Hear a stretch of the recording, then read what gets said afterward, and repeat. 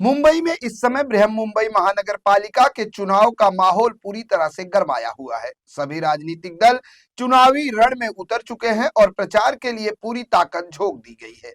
इसी कड़ी में मलाड में प्रभाग क्रमांक 46 से मनसे उम्मीदवार स्नेहिता डेहलकर के चुनाव प्रचार कार्यालय का उद्घाटन संपन्न हुआ। इसके साथ ही मलाड परिसर में उद्धव ठाकरे गुट शिवसेना और मनसे के संयुक्त उम्मीदवारों के प्रचार के लिए युवा सेना और विधायक आदित्य ठाकरे विशेष रूप से उपस्थित रहे। इस अवसर पर आदित्य ठाकरे ने कार्यकर्ताओं को संबोधित करते हुए कहा कि अगर हर कार्यकर्ता ईमानदारी से घर घर जाकर मतदाताओं तक अपनी बात पहुंचाए और पार्टी के एजेंडे तक को पहुंचाए तो निश्चित रूप से इंजन और मशाल का निशान सीधे महानगर पालिका तक पहुंचेगा।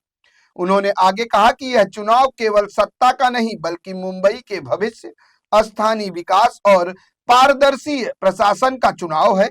मनसे और शिवसेना के कार्यकर्ताओं में जमीन पर काम करने की ताकत है और वही ताकत इस बार चुनाव परिणामों में दिखाई देगी।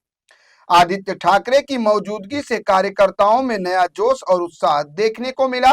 प्रचार कार्यालय में बड़ी संख्या में स्थानीय नागरिक, युवा कार्यकर्ता और पार्टी पदाधिकारी उपस्थित रहे। राजनीतिक जानकारों के अनुसार जैसे जैसे चुनाव नजदीक आ रहा है, मुंबई के हर प्रभाग यानी हर वार्ड में प्रचार और राजनीतिक हलचल तेज होने की संभावना जताई जा रही है। लेकिन जिस तरह से सभी राजनीतिक दल बीएमसी चुनाव में अपनी पूरी ताकत झोंक रहे हैं, ये तो आने वाला समय बताएगा। जब 15 तारीख को मतदान होगा और 16 तारीख को परिणाम आएगा तो बीएमसी की सत्ता किसके हाथ लगेगी। मुंबईभरात ज्या ज्या गल्ल्यांमध्ये जात आहे तिथे सगळे मला एकच सांगत आहेत की ठाकरे आता एकत्र आलेले आहेत। आता मुंबई कुठेही थांबणार नाही, मुंबई कोणासमोर झुकणार नाही।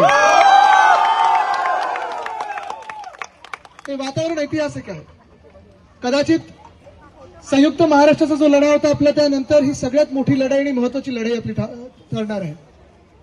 आपल्या सर्वांना माहिती आहे समोरून जे काही चाललेलं आहे साम दाम दंडभेद, तसं पाहायला गेलं तर जे काही त्यांनी समोर आपल्या बळ उभं केलेलं आहे, कालच जिथे माघार घ्यायची होती मला वाटतं 60हून अधिक लोकांनी माघार घेतलेली आहे। पण हे माघार घेणारे लोक हे इतिहासात गद्दार म्हणून ठरवले जातील।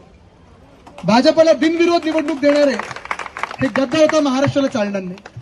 आपल्याला पाहिजे ते शूरवीर आपल्या भूमीतून आपल्या मातीतून उभे राहिलेले नगरसेवक पाहिजेत, मुंबईचा आवाज बुलंद करणारे पाहिजेत, मुंबईला ताक माननी दिल्ली समोर उभं करणारे लोक पाहिजेत। निर्णय आता तुमचा आहे। मी जास्ती वेळ बोलणार नाहीये कारण आपल्याला आज शाखा उद्घाटन आहेत, सभा पण फार कमी होणार आहेत कारण दिवस आता फक्त 10 आहेत।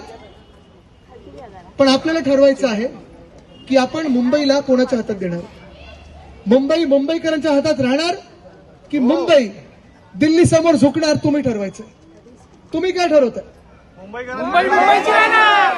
आणि जर मुंबईला मुंबईचाच ठेवायचं असेल, मुंबईचा स्वाभिमान जपायचा असेल पाहिजे ना, मग इथून कोणाला जिंकवायचं आपल्याला? इथून कोणाला जिंकवायचं आपल्याला? ताईंना जिंकणं गरजेचं आहे। मी तुमच्यावर एक जबाबदारी सोडत आहे। उद्धव साहेब आणि राज साहेब सगळीकडे प्रचार करत फिरणार आहेतच, त्या सभा पण घेणार आहेत आणि जी मोठी लढत गल्लीतली लढणं गरजेचं आहे। आपल्याला प्रत्येक मतदार उतरवणं गरजेचं आहे। मी आता माहिती घेत होतो साधारणपणे 57,000 मतदार ह्या वॉर्डात आहेत, बरोबर आहे ना? आता ताई ह्या नगरसेवक झाल्यानंतर सगळीकडे पोहोचणार आहेच, पण पुढच्या 10 दिवसात जेवढं काही करू शकतील त्या करणार आहेत। पण फक्त ताईंना नाही फिरवायचं, तुम्ही ताई म्हणून गेला पाहिजे सगळीकडे। आणि इथून आपला जो विजय झाला पाहिजे तो एवढा महाप्रचंड विजय झाला पाहिजे की हे इंजिन इथून डायरेक्टली आला पाहिजे ते बीएमसी पर्यंत। तयार आहात जिंकवायला? मग मी तुम्हाला एकच विचारतो, मतदानाचा दिवस कुठचा माहितीये का? 15 तारीख। चिन्ह कुठचं? लढायला तयार आहात? जिंकायला तयार आहात? चला, मी ताईंना खूप खूप शुभेच्छा देतो आणि 16 तारखेला ताई तुम्ही नगरसेविका म्हणूनच आपण भेटू। तुम्हाला पुन्हा एकदा शुभेच्छा देतो आणि इथून निघतो। धन्यवाद। जय हिंद, जय महाराष्ट्र।